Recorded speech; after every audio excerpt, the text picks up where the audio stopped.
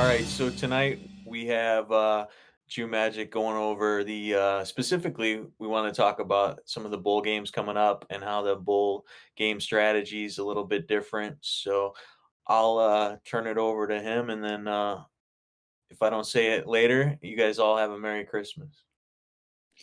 So I'm gonna talk about the season on a whole, where we've been, where we are. I'm gonna get into a couple games, but I'm gonna talk about going forward, the how I choose to manage the games and the investment and the money management side of it, because it's very important. You can see a whole season turn to nothing, or you can jump on a really good opportunity. And then I'm gonna talk a little bit about the bowl games, and I know everybody on this call probably has a bowl game or two, but here's where it goes. We started week one talking about if you're a $10 investor, how you invest it, how you press it, how you cash yourself out.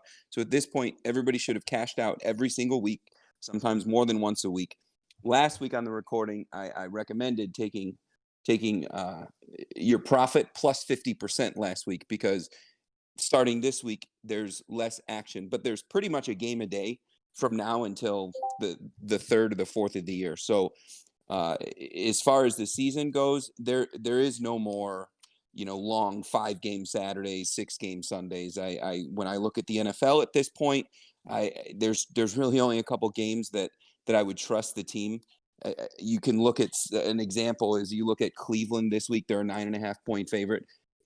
Anybody with half a brain would say that Cleveland is going to win and cover that spread, but I just think that the Jets are too stupid to actually lose the game. I mean, they won a game this week and lost the first overall draft pick, and they're probably going to sit there. They basically gave Jacksonville a once in a generation quarterback because they're too stupid, and their front office is just not smart enough to put players on the bench and cause another loss. So but a lot of stuff like that happens at this point. Teams that have nothing to play for winning games that they shouldn't. Last night was a perfect example, and I'll just chalk that up to be a Monday night. And I talk about that all the time. Things like that only happen on Monday night. Cincinnati had no business playing in that game, let alone beating Pittsburgh outright. But where we sit for the season right now, I got the totals. NFL was 48-24-1. That would be number 2 in Westgate. Right now, the winner in the Westgate competition, number 1 is 49. I think it was 49-23-2. So we would fall in second with NFL picks in Westgate. College, the season finished up at 39-24. So 65% NFL, 61% college, 63.9 total overall winning percentage. And, again, a career sharp is shooting for 54%, 53%. I mean, that's a good thing. So we've had a lot of winners. What Well, I'm going to go and, ahead. and that's pretty impressive. So one game off of the Westgate number one, then. We would be, and they do it on a point system, and I don't think that I've been playing to their rules with this with the same amount of picks, because I just pick and choose the ones I want. But yes, we would be second in Westgate, probably taking home a couple hundred G's. We got to do that next year for sure. We got to do that next year for sure. I mean, for $1,500, I mean that's a no brainer. I just lose track of timing, but my wife actually set a timer for the registration, so at some point we'll be in Vegas. In fact, I'm planning on going to Vegas the weekend of the conference championships in the NFL, and I'm going to see if I can register for Westgate in 21 while I'm there. That way, it's just done. I might even stay at Westgate. It's like $20 a night. But so here's what I'm suggesting. So talking about the money management, and I drew this up 2 different ways. I'm gonna walk through the worst case scenario. So I advised everybody last week to take a larger cash out. And I did that knowing we were going into some risk. And we pushed last week. We won 4, lost 4. Or I think we went 4-4 or 5-5. But either way, I'm sure everybody had to fight to find some in game or some off color ways of finding a winner. But it was a tough week for baseline picks.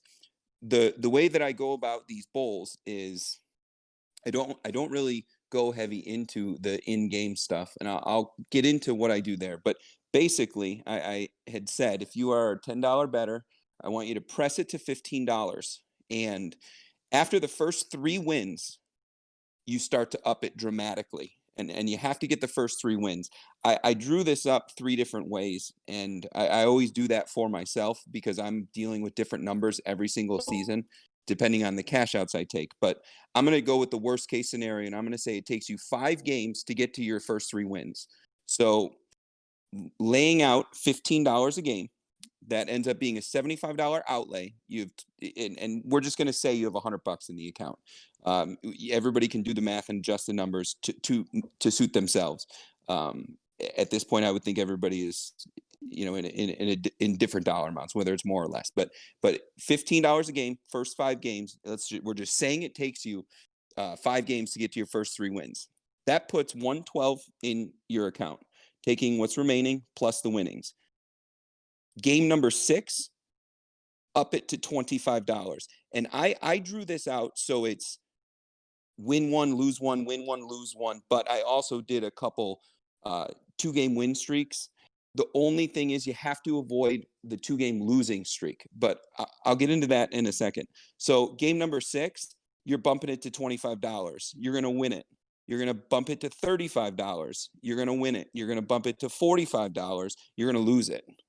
Then you're going to bump it to $60. I'm sorry, you're going back to the 45. When you win it, you're going to 60. Well, now I'm on game 10.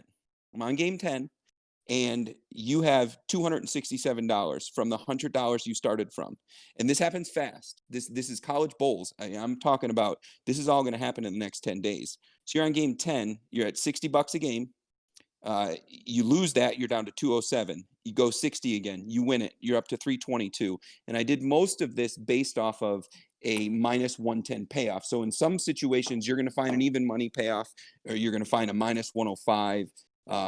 But in any case, so now we keep going that way. We win the 60. Now we bump to 80. We lose the 80. We go 80 again. We win it. We're now at 397. At that point, you're going to 100. I'm calling for 2 wins in a row. So you're winning the 100. You're up now to 587 in your balance. You're bumping to 150. You're winning the 150. You're now at 877. Because you just won 2 games, you're bumping to 200. The 200 is a loss. You're down to 677. You stay at 200 again. Your balance is now 1067. Now you go from 200 to 300. You lose it. You're at 767. Say 300 again. You win it. Your balance is now 1347 after 20 games. You're bumping to 400, and I'm just throwing this out there, but and the wins and losses are going to come in different ways, but you bump it to 400 and you lose it. You now have $947 in your account. That's based off of a 12-8 record. You don't bump until you get to your first 3 wins. And I'm saying worst case scenario, it takes you 5 plays to get there. Where the finish line becomes, you're now sitting on $947 going into the NFL playoffs. All right. And you started with $100 right now. And this happens in a matter of 10 days. Then going into the NFL playoffs with 947, the smart move is to be a $300 better. And whatever your dollar amount is, your balance has to be enough to fund 3 wagers. And you're trying to go 2-1 on the first 3 games of the NFL playoffs. If you go 2-1 from your 947, you are $1,160 in the account. And at that point, I'm saying you're going from 300 to 450 because you're going from 300 to 400 because at that point you're able to cover 2.5 bets, and I don't think you're going to lose 2 in a row. By the time you keep this going, and by the time you get to the Super Bowl, you really only have 1 bet left, and at that point, I'm suggesting you bet 25 to 50% of the account.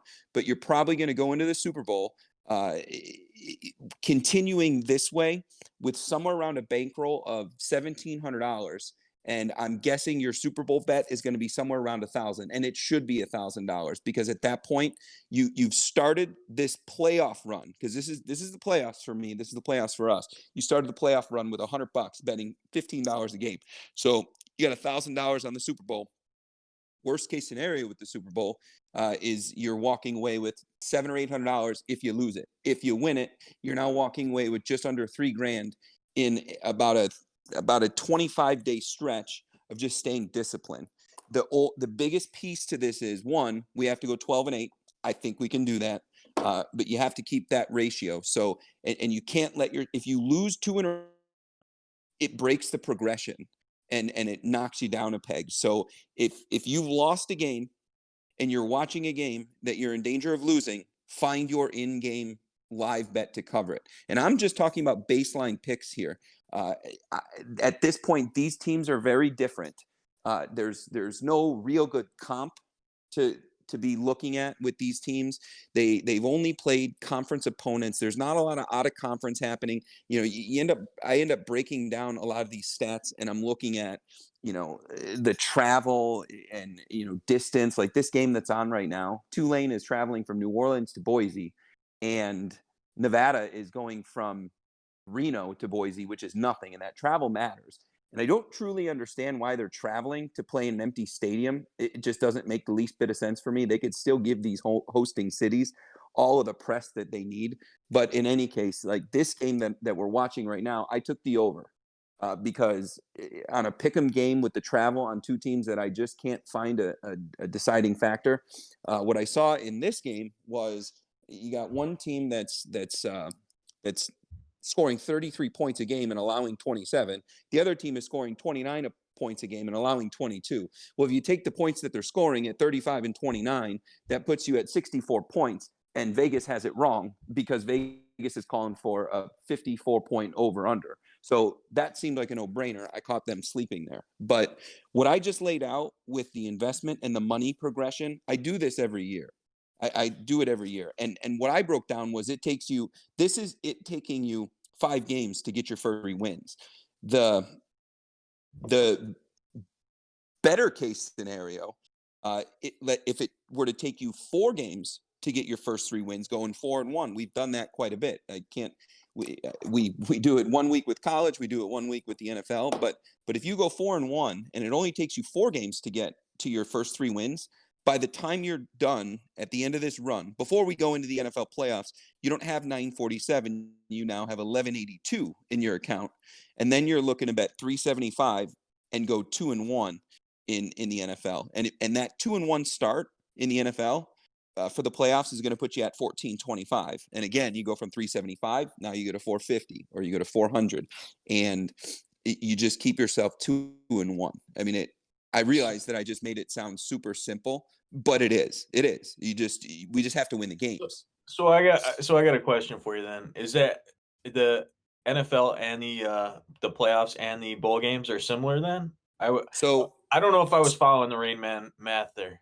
yep. So this is basically the next 20 games you play. That's really what it is. I threw up some of my bowl picks, and those are the ones that I was able to get definitive confidence in.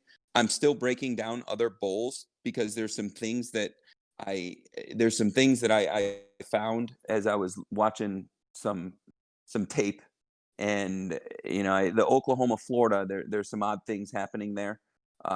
Before I can feel really good about it, I think Florida will win and cover, and it'll be a very great day for people that live in Gainesville. But there's a couple of things I've found in Oklahoma that might affect some other plays within it. So before I post it and tell everybody, go ahead, this is good, I still want to look at that a little bit more. And there's a couple others like it. But Rob, it's the next 20 games, and there's going to be there's 2 NFL plays that I like this week. But again, it's not a full 5-game 6 games Saturday and Sunday. We're basically 1 game a day. So this is just for the next 20 games. So yes, For the next 20 games, both NFL and college then is what you're saying. yeah, both NFL and college. So we're looking at a college game right now, one that's going to start here in about 20 minutes. We got another college game tomorrow. Then we get into Christmas. There's an NFL game. I'm not playing that game, but the following day we got college. Then we get into Saturday. There's NFL. So the next 20 games. And no, that's great. I want you to explain that because that was kind of confusing for me. yep, and Thanks. and it's following this pattern. Even when you lose one, you're better off than you were 2 games ago. So pressing it that way. What I was gonna say is you cannot let yourself lose 2 in a row. So going back to early September, if you got to knock on your degenerate neighbor's door and get him to flip a coin with you for $50 or $100 or whatever that action was, you cannot lose 2 games in a row. If you lose 2 games in a row, it disrupts the math, and then it won't get you to that same place. You can still find a way of winning, but don't press on a 2-game losing streak.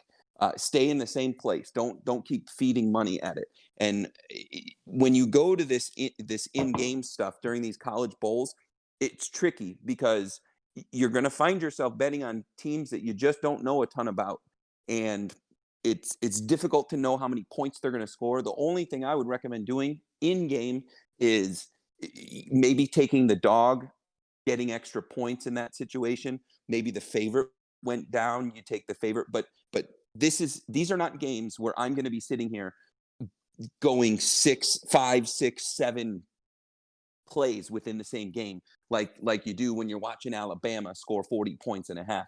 That's not what these bowls are, unless you know the team really well. Coastal Florida, I mean, North Carolina, some of these teams that we've been playing all season long, those are teams where I'll chase it. But again, I'm just looking at pregame action. Sit back, relax, watch the game, and unless you're about to go 2 losses. If you're about to go 2 losses, fix it. However you got to do it, fix it. Fix your 2 losses, and you will keep progressing. And that's where I sit with it. It sounds easy, but you start off at $15 a game, follow the process, make smart moves, and you will end up at the end of this 20-game stretch with $947 in your hands, looking to bet $300 on each of the NFL playoff games that we're going into. And you should be between $1,000 and a $1,500 player for the Super Bowl. And that's based off of starting with $100 right now and going 12-8. And the math on 12-8, I don't know, Rob, what's the percentage on 12-8? I'll get it for you in a second here. 50. No. I think it's 55 or 60. 60. It's 60. it's 0.66 repeating. Okay, so that's the percentage you need to stay at.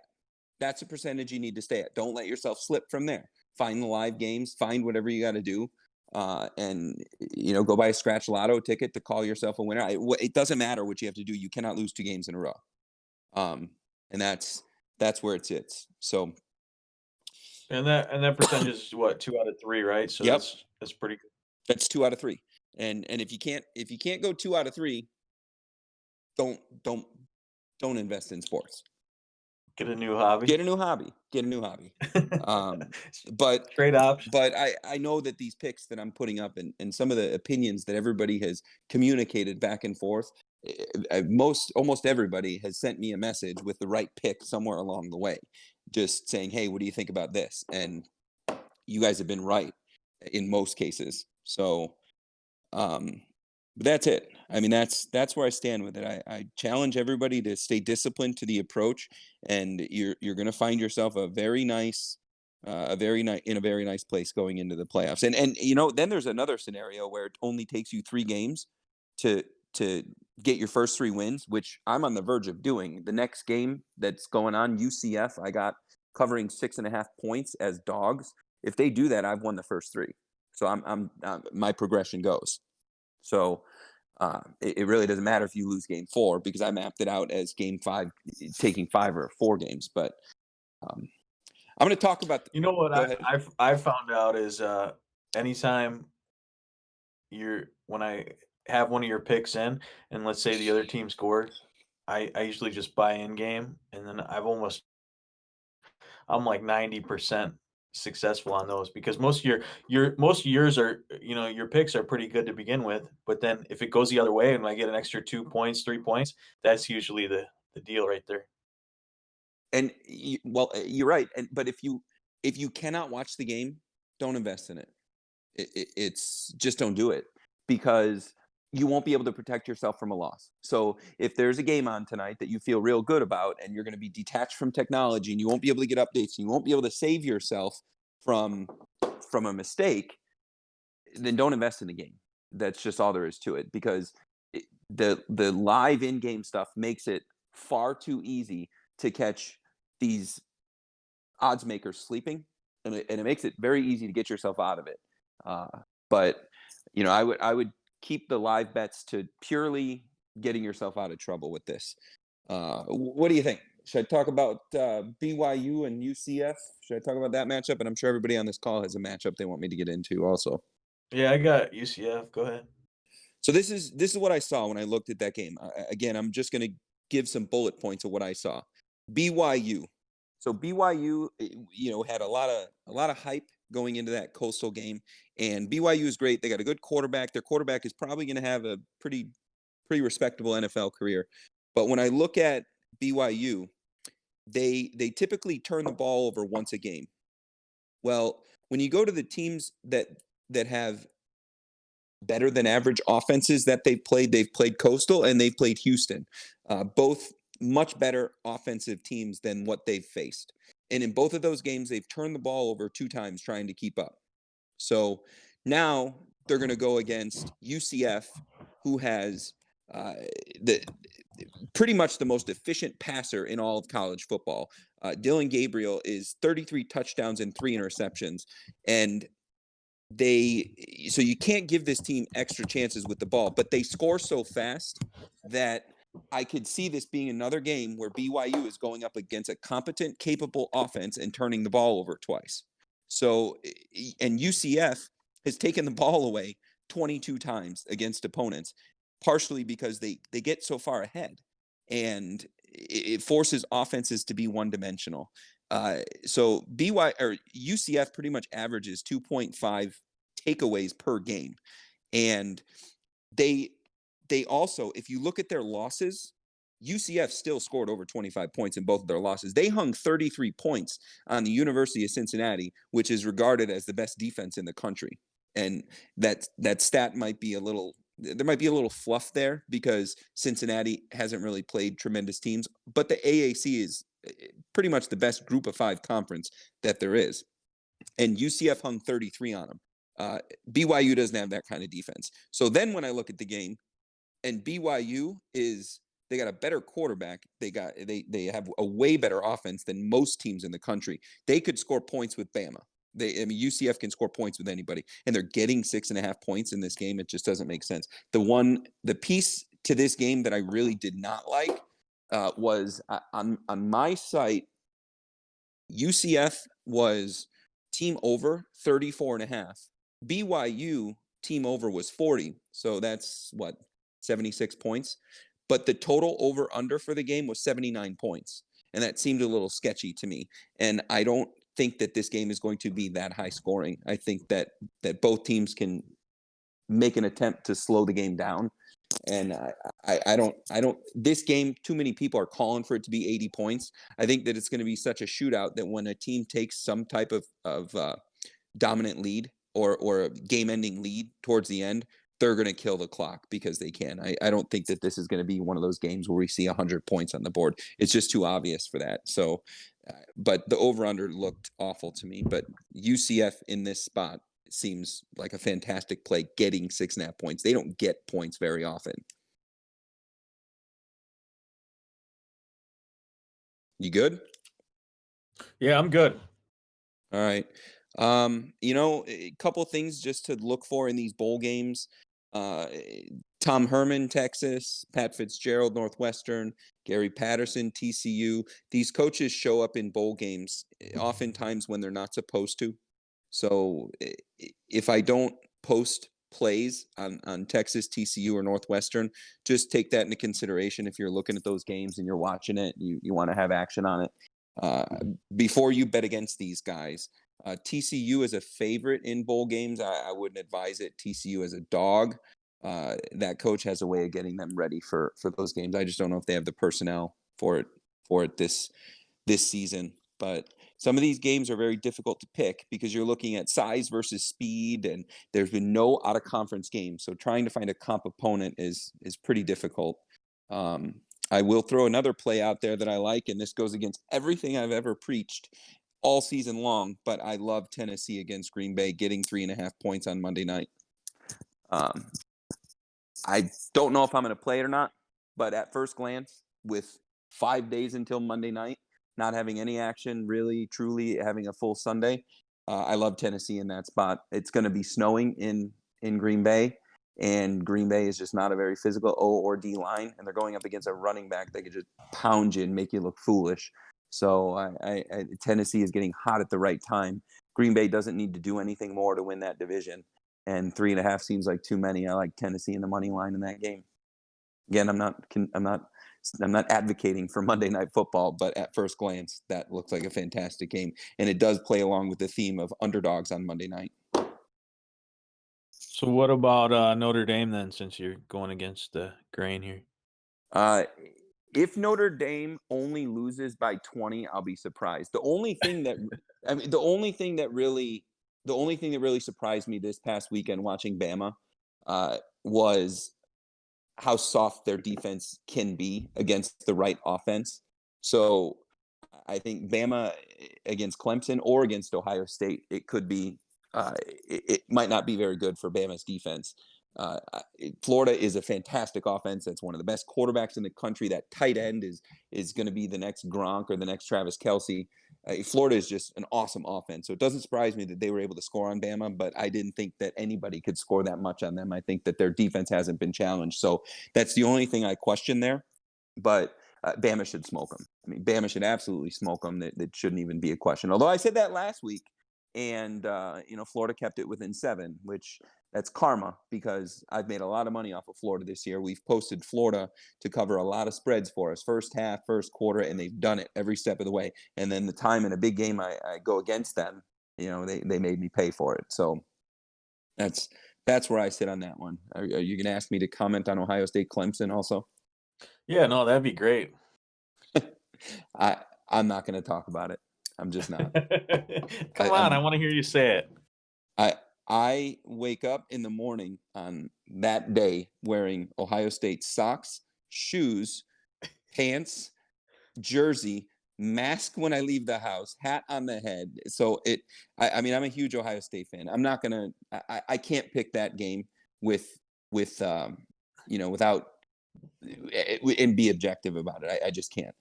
But what I will say with that game is if you look at all of the talk that's going on, it's that Ohio State doesn't belong. It's that they only played this many games. It's that Clemson is this much better and Trevor Lawrence. And if you look at Dabo Swinney, in his coaches poll, he ranked Ohio State 12. He ranked Coastal Carolina and Cincinnati ahead of Ohio State. He also, when he was asked how he's going to approach this game and film study and game plan, he said, well, it's not really much film to study. They only played 6 games. I mean, he's out there saying things like this. So without being a fan of Ohio State, I'm just saying in sports, when there's that much going on one side, it creates a potentially dangerous scenario. So 7.5 points is what that spread is right now. I'm going to watch it as a fan, but Ohio State's lost to them 3 times in a row. Twice in the playoffs and once in a bowl game. I think it was an Orange Bowl.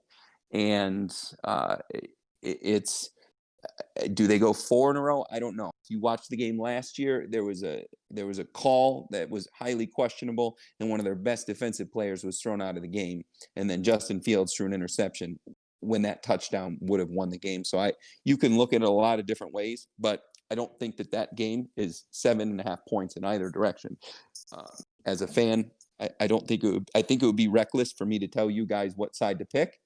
I will tell you that if you're looking at who the national champion is going to be and you want to place a future bet, Ohio State is plus 650, and there's some value there. I remember 2014 very well when they lost their starting quarterback and they were going into a conference championship game with a 3rd-string quarterback, and we all know the result of that. What happened? They won the first playoff. So again, I'm not telling anybody what to bet. There's just a lot going on that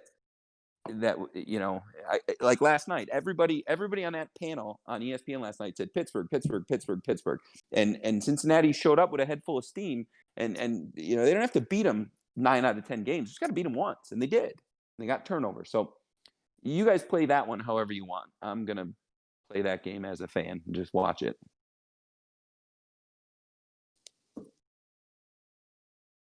What else? What other games? I don't really have anything else that people asked for. Someone asked when the book comes out, they want to buy it. Yeah, I'm working on it, and I've fallen behind on it because I'm now working from home.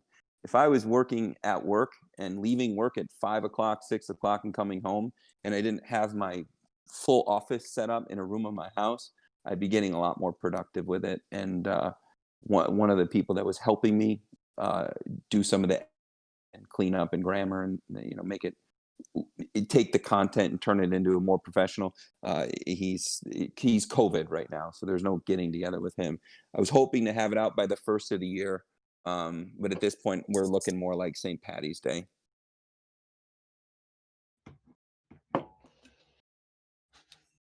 All right. Anything else? What about you want to talk about the NFL stuff? I don't know if we're going to be on next week. So, Yeah, I'll talk NFL. The NFL is really risky. I already threw my opinion out there on Cleveland and the Jets. I mean that game just seems like low hanging fruit, right?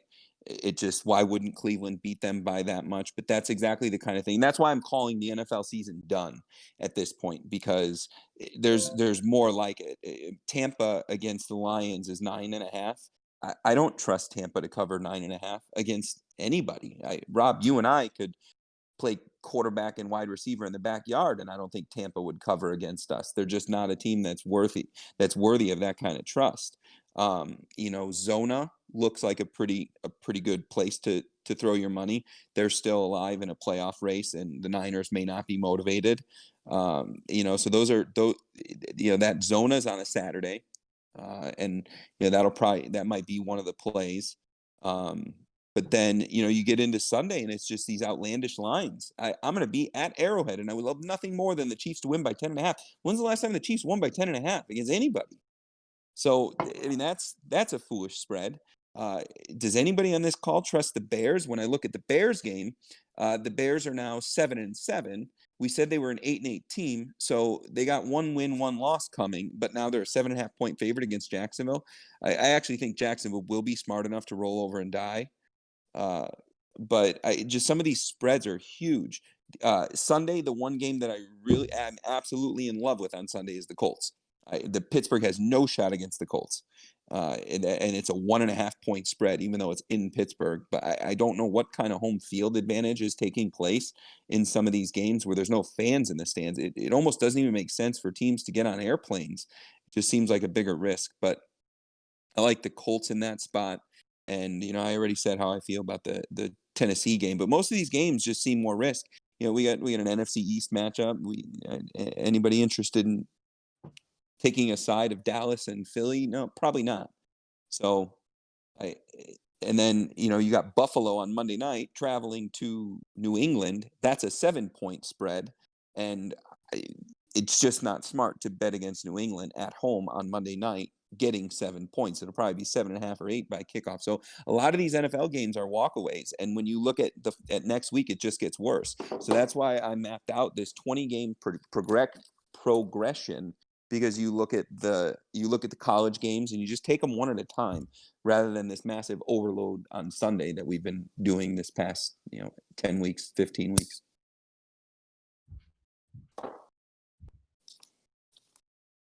And that's where I sit. all right. Well, I'll put this out for Taco because he brought it up earlier. If you're looking at cashing out and using, Bitcoin, if you have money in your account, now is a decent time to do it. If you have money in your Bitcoin account, because he thinks it's going lower. So I'll just put that out there. How low does he think it's going? I don't know. I'll have him post a chart into here, but he thinks along with the other crypto that's out there, it's gonna start heading down. So I don't know. I mean, I had it up to 25,000. That was what I thought it would come up to. It's not quite there, but pretty dang close. So, um, anyways, if you have some Bitcoin, you may want to get out of it, and we'll check out some charts that they post later. Cool. What else? Anybody else on the call have anything? All right. Everybody be safe. Have a Merry Christmas. Have a Happy New Year. Message me with anything. I'm probably going to see a handful of you anyway. So, have a good night and watch And UCF. when will the picks be posted? in premium? Well, I posted another one earlier. I posted Georgia Southern earlier because I really like that play.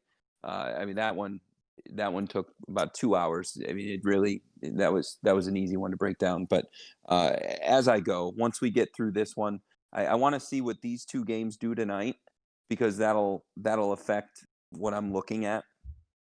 So some of this philosophy stuff I have going into it. So I'm waiting for some questions to get answered. But I'll probably post in 1 or 2 game chunks as we go, and I'll try and make sure that if there's a game on like tomorrow, I post it, with more time than 30 minutes. All right, sounds good. And let's keep that winning percentage going. Keep it going. All right, that's good, man. I'm gonna go watch